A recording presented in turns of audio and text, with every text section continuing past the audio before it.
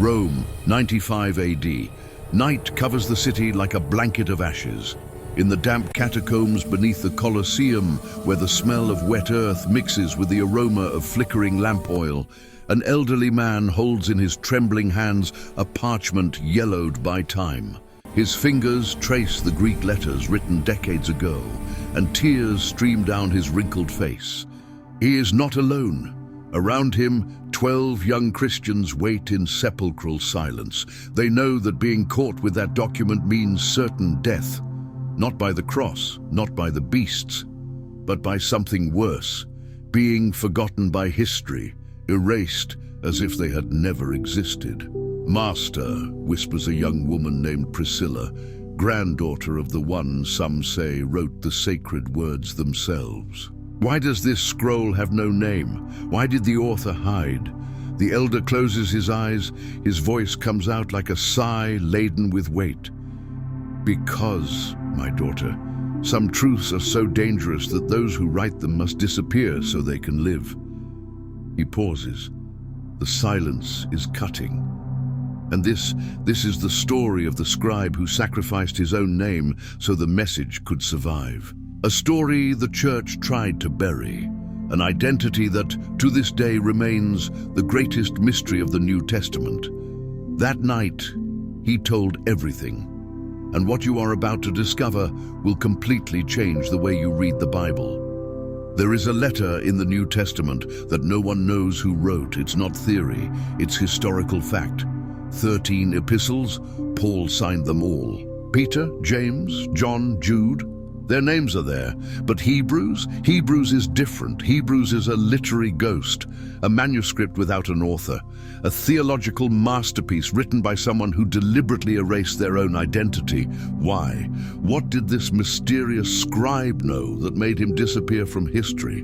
Why did the early church protect this secret for centuries? And more importantly, who was really holding the pen when these sacred words were written?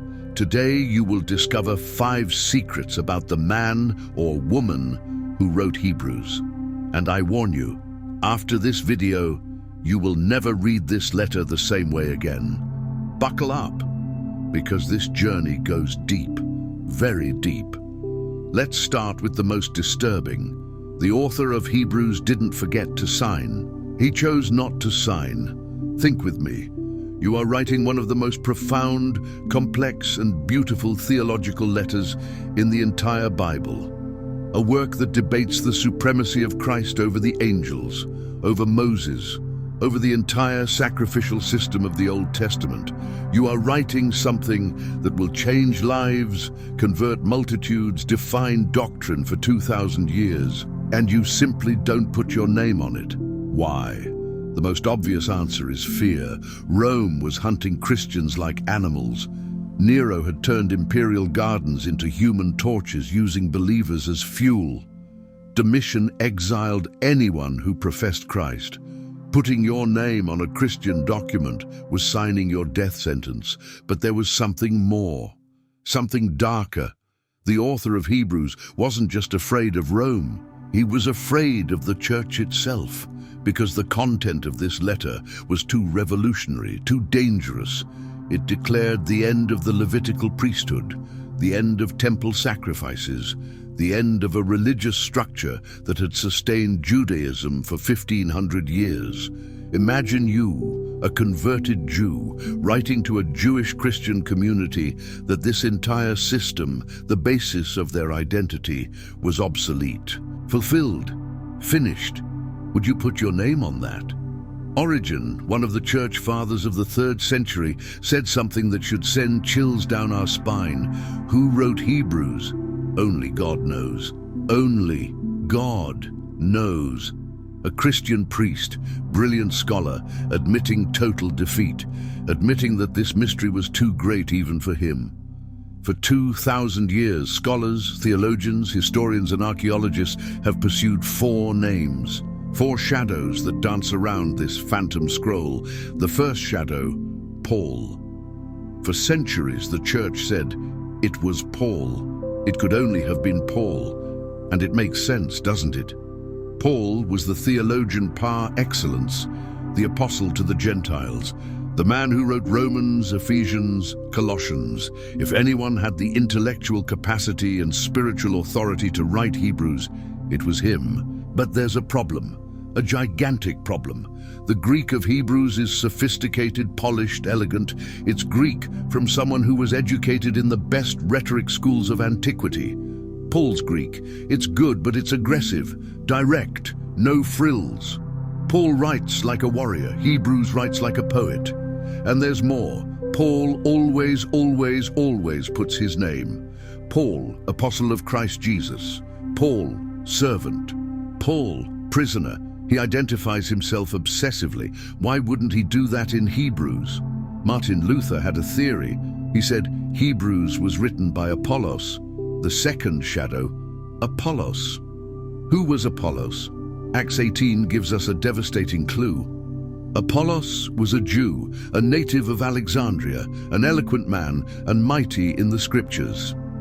Alexandria, the city that produced the greatest Jewish intellectuals of the ancient world. Velo, the 70, the perfect fusion between Greek thought and Jewish theology. And Hebrews? Hebrews breathes Alexandria in every paragraph, the use of allegory, the typological interpretation of the Old Testament, the philosophical vocabulary. Everything screams Alexandria. Apollos fits like a glove, but he was famous, known. If he had written Hebrews, someone would have recorded it. Clement, Polycarp, Irenaeus. Someone would have said, ah, yes, Hebrews. It was Apollos who wrote it. Total silence. And this leads us to the third shadow. The third shadow, Barnabas. Tertullian, in the 2nd century, threw this name on the table. Barnabas wrote Hebrews. Barnabas, the Levite. The man who sold his lands to support the early church. Paul's companion. The encourager. The man who had authority among both Jews and Gentiles. Hebrews speaks obsessively about the Levitical priesthood. It describes the temple rituals with surgical precision, as if the author had been there, as if he had served there. Barnabas was a Levite. He knew that from the inside. But again, why hide? Why would Barnabas, a respected man, recognized leader, hide his authorship? Unless it wasn't him, unless it was someone who could not in any way put their name, someone whose identity would destroy the credibility of the letter. The fourth shadow, Priscilla. Silence. You heard right. Priscilla, a woman. Adolf von Harnack, in 1900, proposed something that shocked the academic world. Hebrews was written by Priscilla, and the arguments are devastating. Priscilla and Aquila were teachers. Acts 18:26 says they explained to Apollos the way of God more accurately. They taught Apollos himself. Think about that. Priscilla had enough intellectual authority to teach the most eloquent man in the early church.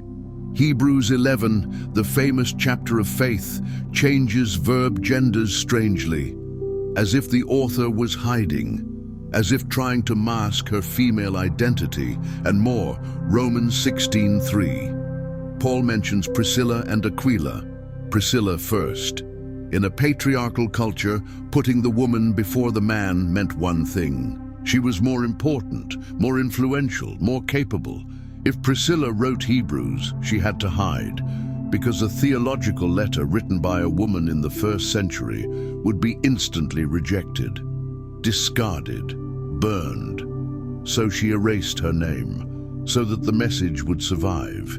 It's chilling, isn't it? Here's a truth nobody tells you. The early church knew who wrote Hebrews, and they decided not to speak.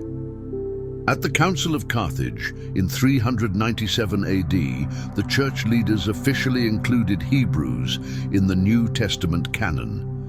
But they did something strange, something calculated. They placed it among Paul's epistles, as if it were his. Why? Because if they admitted they didn't know the author, the authority of the letter would be at risk. If they admitted it was Apollos, Barnabas, or, God forbid, Priscilla, There would be divisions, debates, crises of faith, so they did what religious institutions always do when the truth is inconvenient. They buried it. Jerome, the translator of the Latin Vulgate, wrote something disturbing in his personal letters, something that is rarely quoted. He said, "The authorship of Hebrews is a matter on which the church decided not to decide." Not to decide. In other words, we know it wasn't Paul, but we'll pretend it was, because the truth is too complicated. And so for 1600 years, the church sold a lie, not out of malice, but out of convenience. But here's the most fascinating thing. The author of Hebrews didn't completely disappear. He left clues, breadcrumbs, hidden signatures. Hebrews 13:23 says, "Know that our brother Timothy has been released. If he arrives soon, I will see you with him." Timothy. Who knew Timothy intimately? Paul, Apollos, Luke, Barnabas, Priscilla, and Aquila. All are suspects, but there's more. The phrase "I will see you with him" suggests the author was geographically close, probably in Italy. Hebrews 13:24 confirms, "Those from Italy send greetings." Italy, Rome. And who was in Rome between 60 and 65 AD? Paul, Luke, Priscilla, all of them.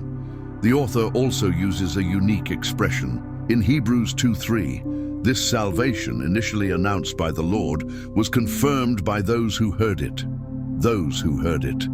The author doesn't say "we who heard." He places himself as second generation. He didn't see Jesus personally. This eliminates Paul from the list. Paul always emphasized that he saw the risen Christ on the road to Damascus. But Apollos, Barnabas, Priscilla, none of them saw Jesus during his earthly ministry. All were second generation. With each clue, the mystery becomes smaller and bigger at the same time. And now we come to the deepest secret, the most disturbing. Perhaps, just perhaps, the anonymity is purposeful. Not out of fear, not out of politics, but out of theology. Hebrews is about one thing: Jesus, not Moses, not Aaron, not the prophets. Jesus. In the past, God spoke many times and in various ways to our ancestors, through the prophets, but in these last days, he has spoken to us through his Son. What if the author erased his name because the message wasn't about him? What if he understood better than any other biblical writer that his identity was irrelevant? Think, do we debate who wrote Romans? No. Paul is very clear. And so inevitably, we study Paul as much as we study the letter. But Hebrews doesn't give us that option. Hebrews forces us to look only at Christ, only at the message, only at the supremacy of the one who is the radiance of God's glory and the exact expression of his being. Origen was right. Only God knows who wrote it. And maybe that's exactly how it should be. Let me give you something to reflect on, something a theology professor told me years ago, and that has never left my mind. The scribe of Hebrews did what every Christian should do. He became so small that only Jesus was visible. He disappeared so that Christ could appear, and in that, he became the greatest example of literary humility in history. Think about it. While authors fight for credit, for recognition, for legacy, this mysterious scribe simply vanished and let the masterpiece speak for itself. So, who wrote Hebrews? Was it Paul, the revolutionary apostle? Was it Apollos, the eloquent Jew from Alexandria? Was it Barnabas, the Levite who knew the temple rituals? Or was it Priscilla, the silent teacher who taught giants of faith? Honestly, it doesn't matter, because the truth is that Hebrews doesn't need a human name to have authority. It has authority because it points to the only name that matters, the name above every name, Jesus. And maybe that's the last and greatest secret. The mysterious scribe taught us that disappearing for a greater cause is not weakness, it is power. So here's my question for you, who watched this far. Would you have the courage to do what that scribe did? To create something so great, so impactful, so eternal, and leave your name off?